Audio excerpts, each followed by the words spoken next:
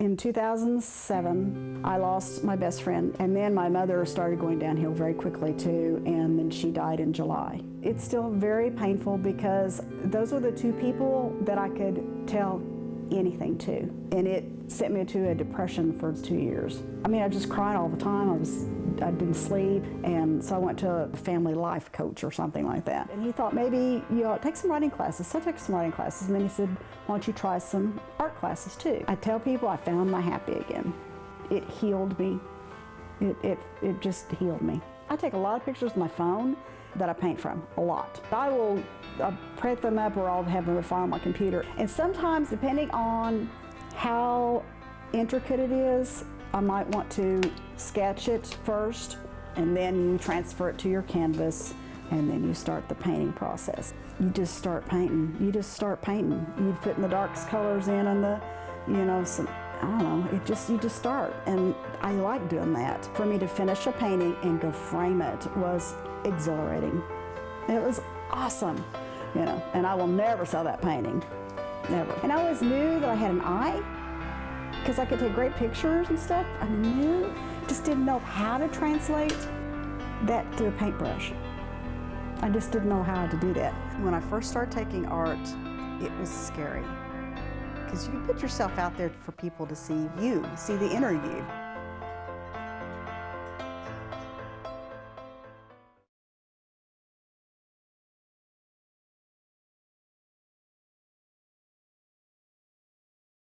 I'm a country boy from Central Texas.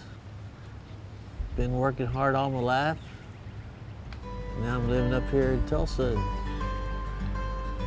enjoying life. I was on a trip down to the family farm at Pioneer, Texas in '09, and I wanted to take a picture of the old barn, because it's a classic old 1930s barn, and I didn't have a camera with me. So I'm like, dang. But, well, I can draw. That was fun, so I started drawing some other barns. I got this disorder with the nervous system in 2003. After a while, I noticed that my neck spasms slowed down, and just drawing made me relax. And I said, well, this is nice. Not have the spasms like it was. So I continued doing that. Techniques that I use when drawing: quick sketch, rough sketch, block it in, block in my picture, recompose it, sketch some more. Sometimes just take that paper off and start all over to get my composition right. Working with graphite pencil, you got to get your values right, but that doesn't mean it has to look exactly like the scene that I'm looking at, which is why I like art. You can make it look any way you want to. I have an audience of people that enjoy country landscape and just the love of country. I'd like to say that whatever you decide to do it the best you can and practice it as much as possible. Creating art helps foster creative thinking, and you can use creative thinking to figure out problems that we have in the world, problems that we run into every day or every month. It can help make your life a little easier, possibly make the whole world's life easier.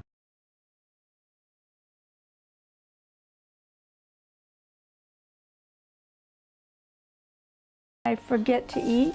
I forget what time it is. I'm just so zoned in on that project that life just passes me by. I have been painting all my life. I think of myself as a professional artist, not rich. I have not gotten rich with this. The richness comes from the enjoyment of what I do. I found out about a year ago that I had dyslexia. I was already married and had a child and a grown woman. And it was strange for me when I realized why at times I was having such a hard time getting something done. It looked so simple. Okay, my K don't look very good. And that's what it was. And I didn't know that all those many years. When I'm having too much trouble with a particular project, I'll leave it alone for a couple of days, and then I come back and I get a new perspective on what I've done, and I'm like, oh, okay, now I see what I was doing wrong. But I can see it in my artwork for sure, that it's interfering. I like to do realism. I like my paintings to look like you can touch them. Take a floral arrangement, if designed proportionately, can be very, very beautiful. We don't really see and appreciate how beautiful one petal of a rose can be. I want to see the little veins that are in the petals and the life that they have in them, and the color and the shadows and the shapes and the texture. That's what I have strove for. Sometimes inspiration comes from the most unexpected sources. It can come from creation, certainly. We may be inspired by a mother holding a baby, and the love and affection that she has for that baby can be an inspiration. And so for me to focus on anything that has been created, we can learn so much.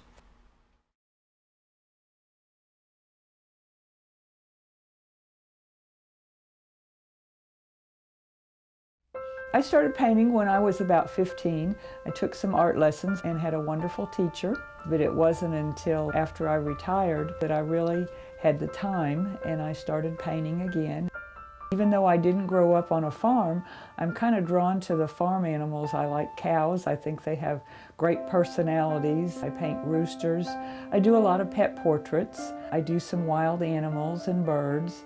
I do some other things just to try something different. I'll do some landscapes or still lifes, but the animals are my favorites. I do pet portraits for friends and family, as well as from clients that have their favorite animal that they want painted. Sometimes it's a memorial. Their animal has passed away and they want a connection with it, so I'll do a portrait of their animals. I do them from photographs. I'll either take the photographs myself, or they have provided a favorite pose that they have, and I'll do it from a photograph. I think most of the animals that I paint have some type of personality that draws me to them. Like I said, the cows just seem to have personalities all their own. When I paint an animal, I'll start with their eyes and their nose and get a connection with them. Once I get that on the canvas, I can go from there and work on the rest of them. I come up to my studio when I paint, and I don't think of all the other things that are going on. I'm concerned with what colors I'm using, what part of the painting I'm going to work on next, so you just kind of zone out and don't worry about anything.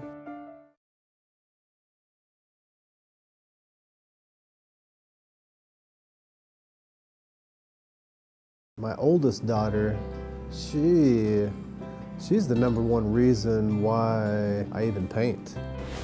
So that's for my daughters.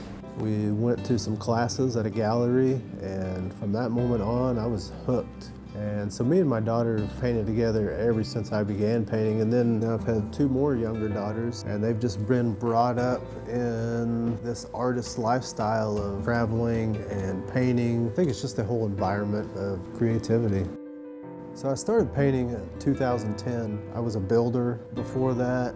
I built custom homes, built custom furniture, I built anything custom, just anything that was fun, creative. That was kind of like my life of building everything with my hands. So I think once I kind of switched over into the art world, nothing changed, just building in a different way. Sometimes I wish the canvas was the whole thing, and then it would just be everywhere. I feel like I started out just as any artist, painting with a brush, and that just kind of developed into what I do now, which is knife painting. And it's just continues to develop all kinds of directions. It's just like a constant experimentation. The knives really give me a free flow of creativity compared to a brush. I still use a brush to do a lot of sketch work and to do some detail, but I feel like the knife just gives me a certain edge of creativity. It gives it a unique look to each and every painting, Even if I painted the same piece twice, it would look completely different. And that's what I like about it. I started out with bigger knives and then went a little bit smaller and then a little smaller. Now I use little tiny knives. I use an oil paint that's called Gamblin. It's some of the best paint in the world. It's produced here in America, but that's pretty much all I use. Oil, knives, and every once in a while I'll break out some brushes. I love the Native American culture. It's so diverse and colorful, and I love to do colorful work. Plus, I am Native American, but that's really not why I paint it. I do a lot of wildlife work. I love being outside. The Native Americans were huge lovers and respecters of wildlife. That's something that really draws me to that subject.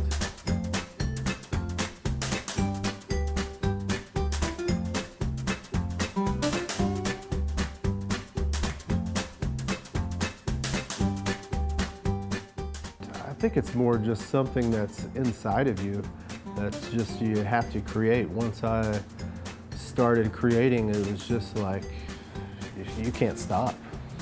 So I'm gonna sign it.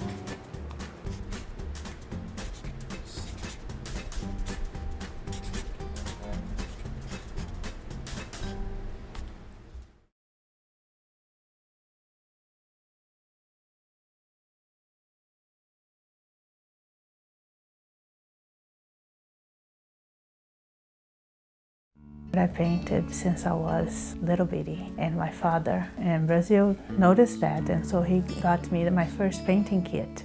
And it was not only until I started high school that I started painting portraits.